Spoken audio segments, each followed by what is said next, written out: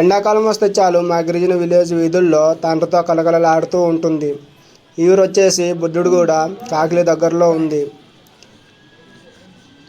ఈ ఊరినే కాదు మా గిరిజన ప్రాంతాల్లో ప్రతి గ్రామాలు ఉదయాన్నే 5:30కి నిద్ర లేచి సంచి పట్టుకొని అడవికి వెళ్ళిపోతారు.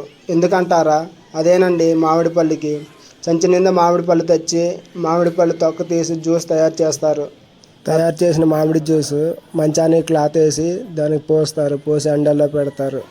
ఈ తాండ్ర ఎలా తయారు చేస్తారు, తాండ్రతో ఏం చేస్తారు అనేది ఇక్కడ ఒక అమ్మ చెప్పేది మీరే వినండి.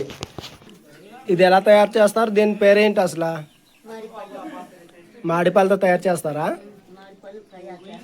పేరేంటి దీని పేరు? తాండ్రా. ఎలా తయారు చేస్తారు ఇది? ఎండకాడ పెట్టేస్తారు. తర్వాత ఏం చేస్తారు? ఇలా ఎండిన తర్వాత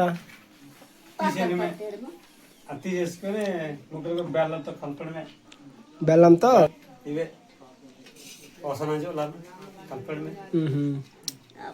అంటే పచ్చళ్ళు తయారు చేస్తారు దీంతో.